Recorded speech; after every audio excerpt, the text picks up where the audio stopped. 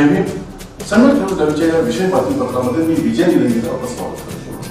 पाहूयात आजच्या सम्यक घडामोडी. Phoenix multispeciality hospital and critical care centre, Shivajinagar, Nanded.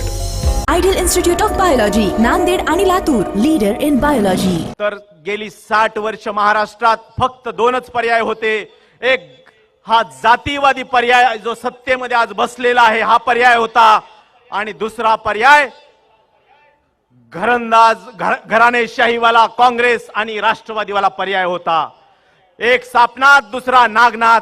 महाराष्ट्रातली जनता केवळ शाहू फुले आंबेडकरांचे फोटो लावणाऱ्या या दांभिक पुरोगाम्यांच्या कचाट्यात गेली 60 वर्ष सापडली होती. याच्यातून बाहेर काढण्याचा पहिला एल्गार जर 2018 मध्ये केला असेल तर ऍडव्होकेट प्रकाश आंबेडकर साहेबांनी केला. म्हणून मला सांगायचं आहे, घाटाच्या वर आता फार मोठं वादळ चालू झालेलं आहे.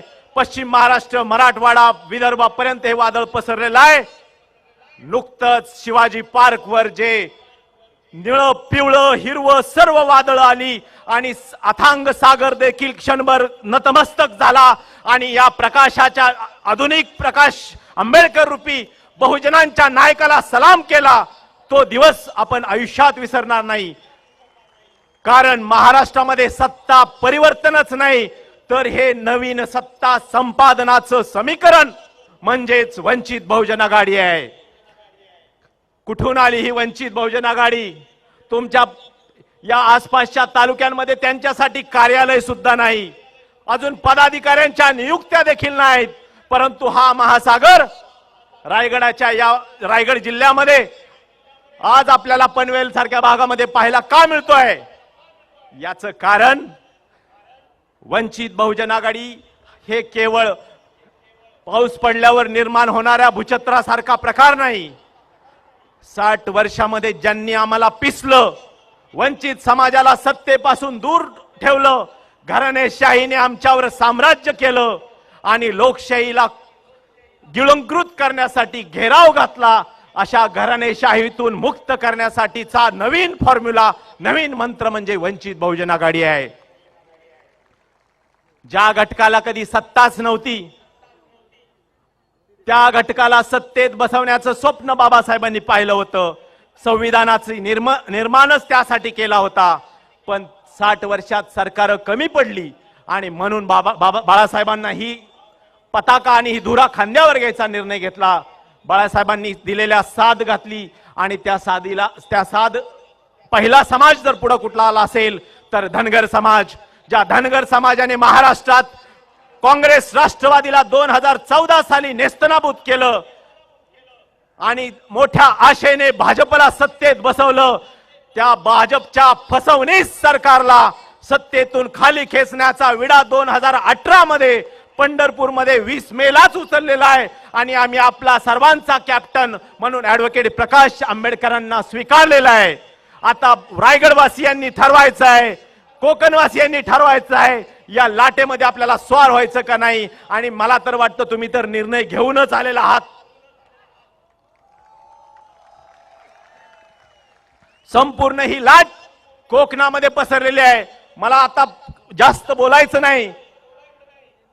गेल्या 60 वर्षात जे झालं नाही ते आता चालू आहे. धनगर समाजासारख्या 60 वर्षात एकही खासदारकीची उमेदवारी न मिळालेल्या समाजाला बाळासाहेबांनी 5 खासदारकीचे उमेदवार दिलेले आहेत. हे 5 पांडव त्या काँग्रेस, राष्ट्रवादी आणि सेना भाजपच्या कौरवाला नेस्तनाबूत केल्याशिवाय राहणार नाहीत हे देखील सांगतो. कारण हे पुराणातले पांडव नसून हे उपेक्षित वंचिताचे 5 घटक आहेत.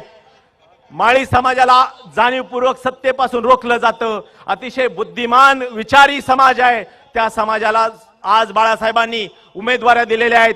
मातंग समाजासारख्या माझ्या बांधवाला उमेदवारी दिलेली आहे.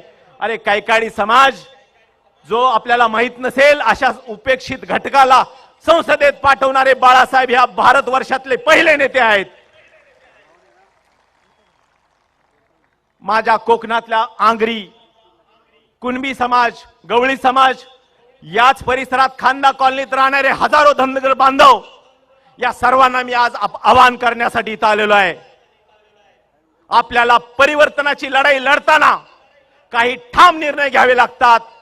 ज्यावेळी आपण अहिल्यादेवीचा विचार करतो, डॉक्टर बाबासाहेबांना स्मरण करतो, त्यावेळी मतपेटीचं रूपांतर देखील या परिवर्तनात झालं पाहिजे. आणि मतात रूपांतर जोपर्यंत होत नाही तोपर्यंत सत्ता परिवर्तन नाही, ही गोष्ट लक्षात घेतली पाहिजे. रायगड जिल्ह्यामध्ये एकच निर्णय घ्या, पेटीपर्यंत मतदानाच्या पेटीच्या समोर उभं राहिल्यानंतर ज्या महापुरुषांना आपण अभिवादन करतो त्यांचा विचार डोळ्यासमोर आणा आणि 40 वर्ष त्याग करून वंचितासाठी काम करणाऱ्या ऍडव्होकेट प्रकाश तथा बाळासाहेबांचा चेहरा डोळ्यासमोर आणा आणि आपलं बटन दाबा. मी निश्चितपणे सांगतो, महाराष्ट्रात तर परिवर्तन येणाऱ्या काळात विधानसभेत होणारच आहे, पण संसदेत सर्वाधिक खासदार महाराष्ट्रातून वंचित बहुजन आघाडीचेच गेल्याशिवाय राहणार नाहीत. काँग्रेस, राष्ट्रवादी, सेना, भाजपच्या सभांना माणसं भाड्याने आणावी लागतात, गाड्या लावाव्या लागतात, जेवण द्यावी लागतात. माझा उपेक्षित वंचित बांधव आज हजारोच्या संख्येने आलाय खिशातल्या नोटा खर्च करून. म्हणून तुम्हाला पहिल्यांदा सलाम करतो, कारण परिवर्तनाच्या लढाईचे खरे शिल्पकार तुम्ही आहात. आणि तुमचा विजय कधी होईल?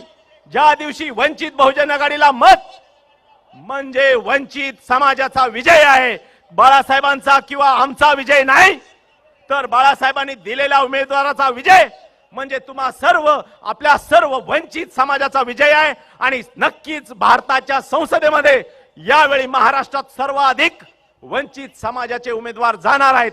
हे वंचित समाज म्हणजे काय?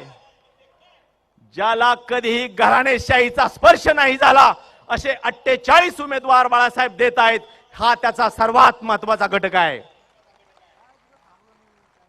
जाणता राजा म्हणून महाराष्ट्रात हिनो बऱ्याच काळापासून ऐकतोय. हा जाणता राजा नक्की जाणताय का नेमता आहे? कारण आता म्हातारपणी जर त्यांना निवडणुकीत उभा राहायची वेळ येत असेल तर नक्कीच राष्ट्रवादीच्या पायाखालची वाळू सरकलेली आहे. हा महाराष्ट्र आता येत्या एकाच महिन्यात पाहणार आहे. अरे मावळमध्ये तुम्ही मिशीनं फुटलेल्या नातूचा विचार करता का रे? माझा आगरी कोळी माळी आणि कुणबी साळी इथं उपस्थित नाहीत का? एकही लायकीच आढळत नाही का तुम्हाला?